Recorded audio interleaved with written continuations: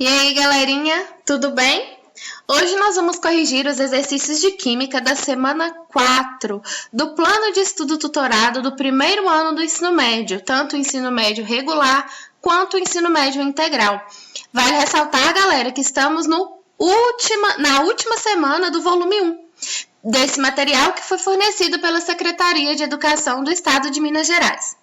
Antes disso, galera, se inscreva no canal, dê um like nesse vídeo, compartilhe o vídeo com os amigos. Tem muita gente assistindo o vídeo que não é inscrito. Dá uma força, galerinha. Então, bora lá para a correção. Para a realização das atividades da semana 4, nós temos que conhecer primeiramente o método que vai ser empregado nas respostas, na análise. Então, esse método é um método de separação novo, que eu tenho certeza que muita gente ainda não conhece, e esse método se chama cromatografia. No caso dos exercícios, utilizaremos a cromatografia em papel.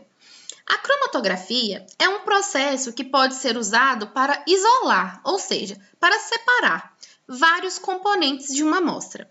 Nesse caso, para essas atividades, utilizaremos a separação de tintas, ou seja, dos pigmentos que compõem as tintas de caneta. Então, como pode ser observado nesse desenho, é apenas um demonstrativo de como a cromatografia em papel pode ser realizada. Tem-se um recipiente em que será colocado um solvente e, em seguida, o papel de filtro será imerso nesse solvente, sendo que a mancha da caneta de tinta feita no papel não pode inicialmente encostar no solvente utilizado, porque o solvente ele vai percorrer esse papel. Então, nessa cromatografia em papel, precisamos utilizar uma fase móvel, ou seja, é a fase que vai locomover, é a fase que vai subir no papel, é a fase que vai percorrer o papel de filtro. No caso do experimento para as atividades, foram utilizados como solvente, ou seja, as fases móveis, o etanol e a acetona. Em seguida, também temos que usar a fase estacionária. Nesse caso, para esse experimento, foi utilizado o papel de filtro. E essa fase estacionária, que é a fase onde a amostra é colocada e é a fase que o solvente vai percorrer. Então, esse papel de filtro é a fase estacionária dessa cromatografia e como a celulose que compõe o papel de filtro tem a capacidade de absorver até 22% de água, também tem a fase estacionária líquida, que é a água. E também temos o analito. O analito em questão são as tintas de caneta. O objetivo é descobrir se o analito em questão, que são as tintas das canetas, são compostos por pigmentos diferentes. Então, essa cromatografia em papel nos mostrará quais pigmentos que compõem a tinta analisada. Então, vamos aos exercícios e vamos às análises. Inicialmente, o vídeo sugerido pelo PET foi esse vídeo que está representado o link aí, que é no canal Fazendo Coisas Legais. E aí, a correção dos exercícios vai ser toda baseada neste vídeo. Então, eu sugiro que vocês assistam o vídeo.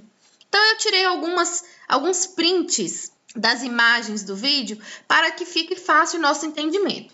Então, ele colocou papéis de filtro, ele utilizou etanol como solvente ou fase móvel e também utilizou a acetona. As manchas ele fez de tamanhos parecidos e aí ele utilizou. Essa primeira mancha aqui é a mistura de todas as tintas. Então, ele fez uma bolinha com todas as tintas. Então, nessa bolinha temos a tinta vermelha, a azul, a verde e a preta. E ele fez as tintas separadas.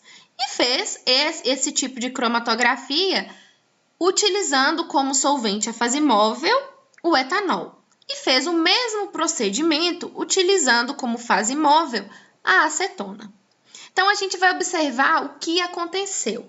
Lembrando que o solvente, ele percorre, ele sobe pelo papel. E aí, nesse movimento ele consegue atrair mais ou menos, na verdade, a palavra correta a utilizar é interagir mais ou menos com os pigmentos que constituem essas tintas. A atividade 1 nos pede o seguinte: o que ocorreu com as tintas das canetas com o tempo? Então, depois de feita toda a eluição no solvente etanol e no solvente acetona, o que a gente pode observar? Que na mistura de tintas, a gente vê vários pigmentos que constituem essa mancha. Em seguida, a gente observa a mancha da tinta vermelha, azul, verde e a preta. Isso utilizando como eluente ou como fase móvel o solvente etanol. E também ele fez o mesmo procedimento com a acetona, fase móvel. E aí a gente pode observar que o comportamento dos pigmentos mudando os solventes foram diferentes. Então, o que ocorreu com as tintas com o tempo? Ocorreu que, conforme o solvente foi subindo, os pigmentos foram separando. E também foi possível observar que algumas cores são formadas por mais de um pigmento. Então, a gente vai discutir isso com mais calma ao decorrer da correção das atividades. Outros vídeos no YouTube também têm explicação sobre a cromatografia em papel. E aí eu trouxe algumas sugestões para vocês. No canal Coltec Tube tem a cromatografia em papel utilizando corantes alimentícios. E é um vídeo muito interessante. E também no Manual do Mundo tem um vídeo muito bom e muito explicativo sobre o segredo das cores das canetinhas, que é o processo de cromatografia. Sugiro que todos assistam esses vídeos para aumentar o conhecimento sobre essa técnica. Atividade 2. Qual solvente migrou mais rapidamente para a parte superior do papel? Quais são suas hipóteses para explicar esse fenômeno? O que a gente pode observar nessa atividade? Ele quer saber qual solvente migrou, ou seja, qual fase móvel migrou mais rapidamente pela fase estacionária, que é o papel de filtro. E nos pede algumas hipóteses para explicar esse fenômeno. Para a gente entender isso, a gente tem que entender a constituição da celulose. E a celulose é um polímero e ela tem a capacidade de absorver até 22% de água. Então, sendo assim, é a água absorvida pela celulose que vai ser a fase estacionária líquida desse processo cromatográfico. Sendo assim, a acetona migra mais rapidamente para a parte superior do papel. Por quê? Como a gente explica que um solvente vai migrar mais rapidamente ou mais lentamente pelo papel de filtro? É de acordo com a interação que o solvente faz com o papel, ou com a fase estacionária líquida que constitui esse papel. No caso, é a água. Então, o solvente que sobe mais rapidamente é aquele que fica menos retido com o papel. Ou seja, é o que faz menos interações com o papel, ou com a fase estacionária líquida do papel. Sendo assim, o etanol, ele migrou mais lentamente porque ele interage mais com a fase estacionária.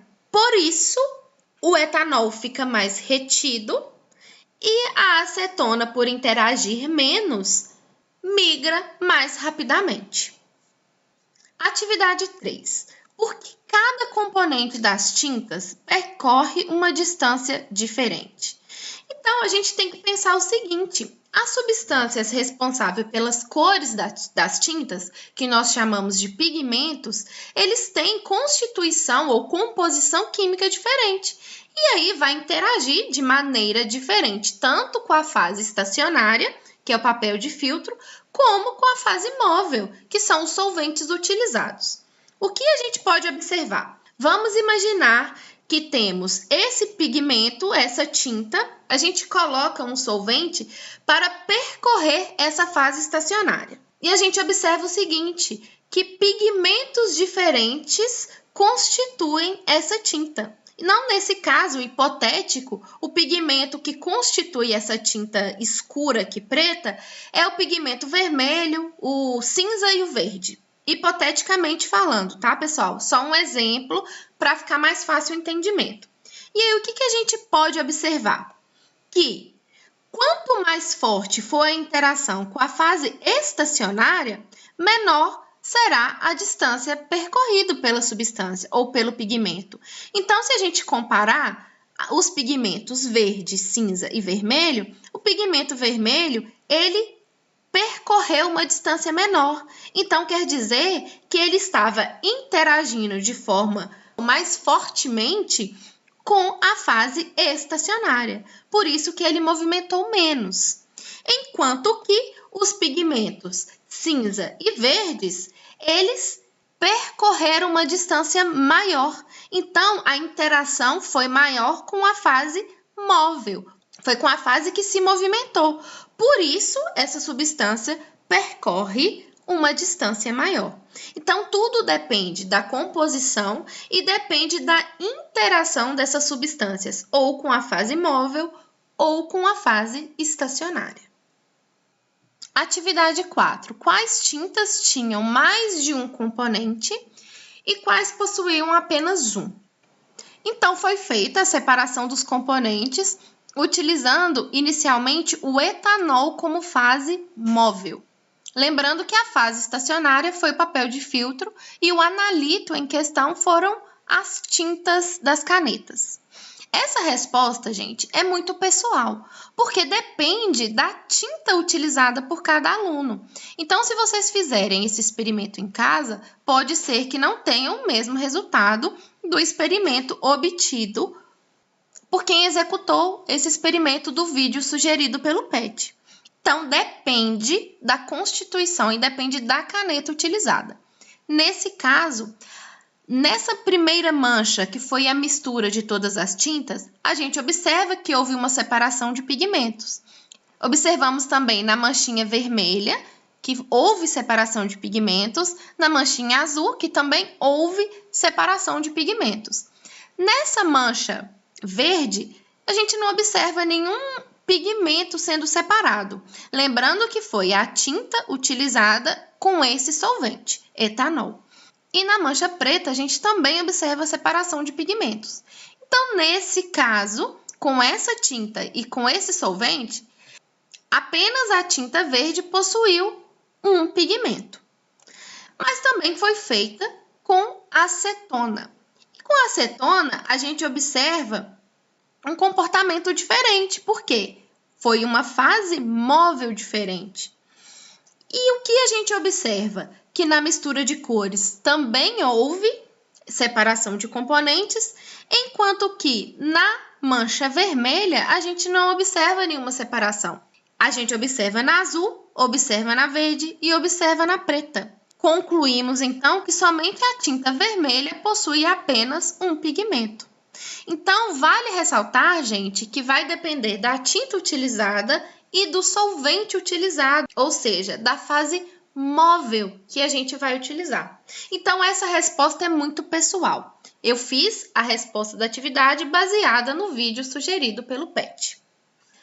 E, por fim, atividade 5. Agora, responda o desafio mencionado na introdução do plano de aula.